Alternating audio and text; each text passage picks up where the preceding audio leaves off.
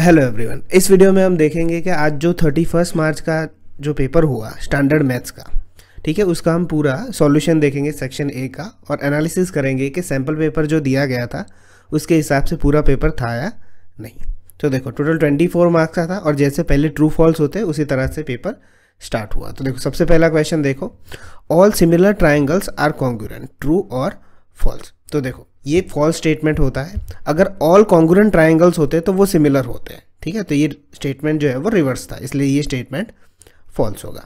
Second देखो, if p of 3 is equal to 0 then x minus 3 is one of the factor of p of x। अब ये हम कैसे check करते हैं कि x की जगह पे जो वैल्यू रख देते हैं तो इक्वेशन 0 हो जाता है, वो तो पोलिनोमियल का 0 हो जाता है। तो x की जगह पे 3 रखो, 3 माइनस 3 0 हो जाएगा। तो ये स्टेटमेंट ट्रू है। थर्ड क्वेश्चन देखो, the perpendicular distance of point 3 minus 7 from y axis. अब वाई एक्सिस से पूछे तो इसका आंसर x कोऑर्डिनेट होता है, और अगर x एक्सिस से पूछते तो y होता।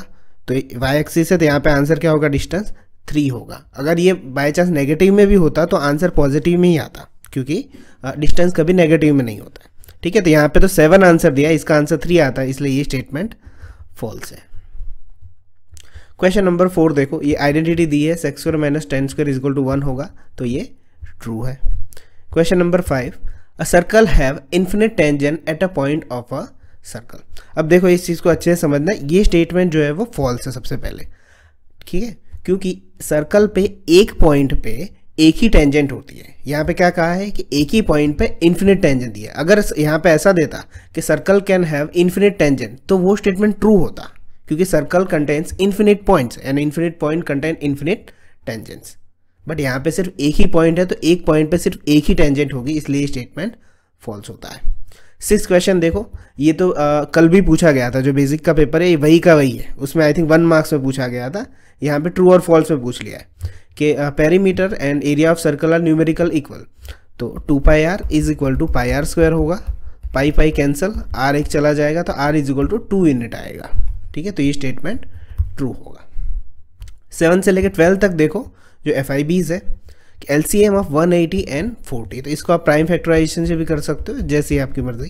तो इसको हम अगर यहाँ से कर दें, अगर 4 से कर लेते हैं 10, 4 4 ज़ा 16 और 5 ज़ा 5 से कर लेते हैं 2 और 9 और 2 और 9, 9 2 ज़ा 18, 18 5 ज़ा 90 और 94 ज़ा 360 is our answer.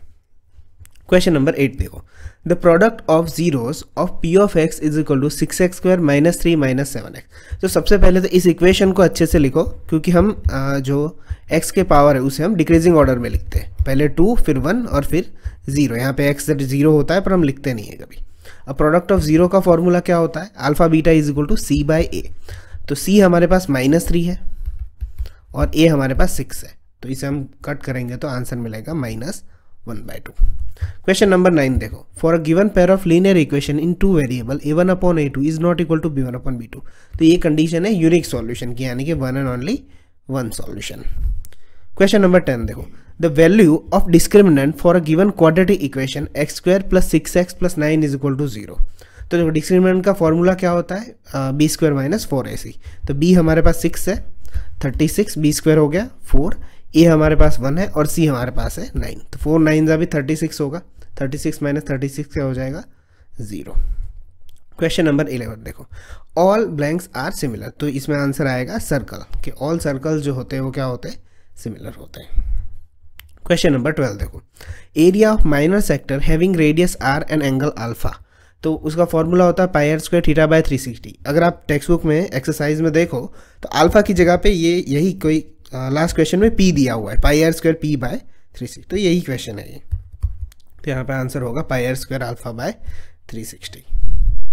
Question number 13 देखो, m plus n is equal to 14 and m minus n is equal to 4। तो इसे हम एलिमिनेशन से कर सकते हैं, n कट हो जाएगा अगर सिर्फ एडिशन करेंगे तो 2m इज इक्वल टू 18 आएगा, तो m इज इक्वल टू 9 हो जाएगा। 14 देखो, b square minus 4ac blank 0 then quadratic equation has 2 equal roots. तो इक्वल रूट्स के लिए कंडीशन हमेशा क्या होती है, इक्वल होती है। डिस्टिंक्ट रियल रूट्स के लिए ग्रेटर देन 0 होता है और नॉन रियल रूट्स के लिए लेस देन 0 होता है। क्वेश्चन नंबर 15 देखो, the distance of a point A B from origin. ये क्वेश्चन भी कल बेसिक के पेपर में था, वहाँ XY करके दिया हुआ था आई थिंक। तो ये √a² प्लस b² होगा। क्वेश्चन नंबर 16 देखो, if tangents PA and PB from a point P circle with centre O inclined to each other at angle 80 then PO is equal to what. तो देखो यहाँ पे P जो है वो external point है बाहर, और A और B जो है वो सर्कल के बाउंड्री पे है, और यहाँ बीच में O है। ओके, और यहाँ पे हम एक लाइन ड्रॉ कर देते हैं बीच में। हमें दिया क्या है कि इंक्लाइंड एट 80, दो टेंजेंट है वो यहाँ पे, तो ये पूरा जो वैल्यू है वो 80 है। अब ये दोनों ऑलरेडी 90 होते हैं, तो हमें पूछा है कि POA ये वाला एंगल कितना होगा। तो देखो ये जो ऊपर वाला एंगल है PAO और PBO वो दोनों ही कॉन्ग्रुएंट होते हैं, इसलिए जो ये 80 जो होता है वो 40-40 में इक्वल हो जाता है, डिवाइड हो जाता है इसलिए। तो ये 90 बन गया, एक 40 बन गया, तो तीसरा एंगल कौन सा होगा? 90 और 40 130, और 180 में से माइनस करोगे तो आंसर मिल जाएगा 50। क्वेश्चन नंबर 17 देखो, find the radius of given circle from figure given below. Okay, तो यहाँ पे 90 है, ये 13 हाइपोटेनियस होगा, ये 12, ये पाइथागोरस ट्रिपलेट तो आपको याद ही हो गया होगा, अभी आंसर 5 होगा। नेक्स्ट क्वेश्चन देखते हैं 18, from a given pair of linear equation two variable 2x + 3y - 8 is equal to 0, 4x + 6y - 16 is equal to 0। A1/A2 देखो 2/4 1/2, 3/6 वो भी 1/2, -8 - -16 वो भी 1/2, तीनों ही कंडीशन इक्वल हुई, यानी कि ये इन्फिनिट सॉल्यूशन देता है, यानी कि कोइंसिडेंट लाइंस है, एक दूसरे के ऊपर है। 19 से लेकर 22 देखो, what is the HCF of 35 and 22। तो दोनों में कोई भी कॉमन फैक्टर नहीं है, तो HCF उसका 1 हो जाएगा। 20 देखो, ये जो क्वेश्चन है आपको 4th चैप्टर में 2nd पेज पे मिल जाएगा, वहाँ पे उनका नाम दिए मैथमेटिक्स से, कौन से मैथमेटिशियन ने क्वाड्रेटिक इक्वेशन में वो भी कंप्लीटिंग स्क्वायर का फॉर्मूला डिवाइड किया था, तो उनका नाम था श्रीधर आचार्य।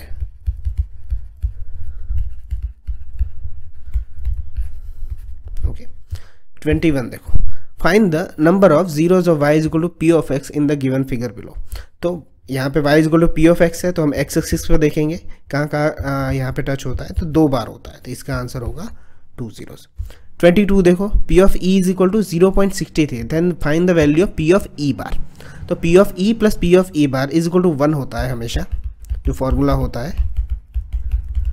ओके, तो 0.63 जो दिया हुआ है यहाँ पे, तो उसे सिर्फ 1 में से माइनस करना है इन शॉर्ट, तो उसे 1 में से 0.63 जाएंगे, आई थिंक 0.37 बचेंगे। क्वेश्चन नंबर 23 देखो, the zero of P of x is equal to 2x - 6। तो इसमें से A B C में से जो भी कंडीशन फुलफिल करता है इसकी, 2x इज इक्वल टू 6 ले लो और x इज इक्वल टू 3 मिल जाएगा ही। अदरवाइज आप 3 डायरेक्ट वैल्यू पुट करोगे, तो अगर ये 0 हो जाता है पूरा लीनियर पोलिनोमियल, तो भी उस तरह से भी देखा जा सकता है। 23 में C हो जाएगा। 24 देखो, the probability of having -5 as a natural number.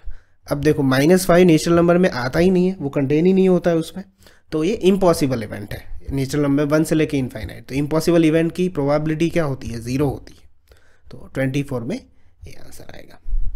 Okay, अब यहाँ से B सेक्शन स्टार्ट होता है, जिसके क्वेश्चन जो है वो लेंथी है। ठीक है, तो यहाँ पे दिए हुए इस तरह से, ये फर्स्ट चैप्टर में से उस तरह से दिया हुआ है। अब ये तो सारे मैं सॉल्व नहीं करवाने वाला, पर आपको ये ज़रूर बता देता हूँ, क्योंकि अगर आगे भी कोई वीडियो देखे तो उसको पता चले कि जो स्टैंडर्ड का पेपर था वो एग्जैक्टली सैम्पल था, उसका कॉपी पेस्ट नहीं था। जैसे बेसिक में था, उसमें मोर देन 25+ मार्क्स का उसी पेपर में से आ जाए, पर इसमें सिर्फ क्वेश्चन चेंज कर दिए गए। इसमें ऐसा भी नहीं कि कहीं बाहर से आ गया हो, जैसा पेपर था उसी जगह पे कोई ना कोई, यहाँ पे उस पेपर में 4 और 1 था, जो सम एंड प्रोडक्ट जो यहाँ पे √2 और 1 3 दिए हुए। तो अगर जिसने भी सैम्पल पेपर किया होगा उसको डेफिनेटली बेनिफिट मिला होगा। तो उस तरह से ये आगे सारे क्वेश्चंस है। और एक अच्छी बात यह है कि अगर आप CBSE के स्टैंडर्ड के पेपर निकाल के देखो, तो उसमें एक कॉम्पिटेंसी बेस्ड क्वेश्चन होते हैं, वो टेक्स्ट बुक के बाहर के होते हैं। ठीक है, वो एग्जैक्टली टेक्स्ट बुक के अंदर कहीं नहीं होते, बस उसके एप्लीकेशन लेवल पे होते। तो हमारा एक भी क्वेश्चन ऐसा नहीं था जो टेक्स्ट बुक के बाहर का था, तो उससे आपको यहाँ पे मार्क्स भी अच्छे मिलेंगे। फिर देखो C में इस तरह के क्वेश्चन है, और हम D देख लेते हैं डायरेक्टली। ओके, अब सिर्फ सेक्शन D देख लो, उसमें कुछ क्वेश्चन रिपीट हुए यानी कि उसके जैसे ही पूछे गए। कि फॉर एग्जांपल यहाँ पे ये जो है, जो पाइथागोरस थ्योरम पूछ लिया गया है कम्प्लीटली, जो एग्जैक्टली सैम्पल पेपर में था, और वो तो प्रिडिक्टेबल ही था। और दूसरा ये कि यहाँ पे 6.6 थ्योरम पूछा गया है, जो एरिया ऑफ 2 सिमिलर ट्राइंगल का जो रेशियो होता है उनके कॉरस्पॉन्डिंग साइड का स्क्वायर होता है। ओके, और ये जो कंस्ट्रक्शन है, ठीक है, ये भी क्वेश्चन था ही उसमें, पर यहाँ पे कुछ और मेजर थे, ठीक है, यहाँ पे आई थिंक 3/4 दिया हुआ था इनकी जगह पे, बाकी question same to same sample paper में थे। ओके, और ये जो 2 क्वेश्चन थे वो एप्लीकेशन ऑफ ट्रिग्नोमेट्री के अंदर से थे, और आगे ये सरफेस एरिया एंड वॉल्यूम, और इसमें से ये थे। तो देखो इसमें तो अगर आपने सरफेस एरिया और वॉल्यूम और स्टेटिस्टिक नहीं भी किया होता तो आगे से ही क्वेश्चन सारे हो जाते, कोई भी 5 ही लिखने थे, 2 थ्योरम हो जाते, 2 कंस्ट्रक्शन, और इसमें से एक हो जाता, ठीक है। तो ओवरऑल तो पेपर ईजी था और लेंदी भी था, ठीक है। तो कोई भी चीज़ अगर आपको सेक्शन ए में समझाई वो ना समझ में आई तो आप कमेंट करके पूछ सकते हो। बाकी मिलते हैं फिर नेक्स्ट पेपर के लिए, ऑल द बेस्ट। आपको इस चैनल पे साइंस के गाला के 5 पेपर मिल जाएंगे सेक्शन ए के, क्योंकि नेक्स्ट पेपर साइंस का, और उसके बाद एसएस का है। तो एसएस का मैंने सेक्शन ए करवाया हुआ है, और बीसीडी की पीडीएफ पूरी आंसर के साथ अपलोड की हुई है, और उसका एनालिसिस भी किया है कि कौन से चैप्टर कितने ज़्यादा पढ़ना है, तो वो भी आप देख सकते हो। ओके, तो मिलते हैं नेक्स्ट वीडियो में, तब तक के लिए बाय।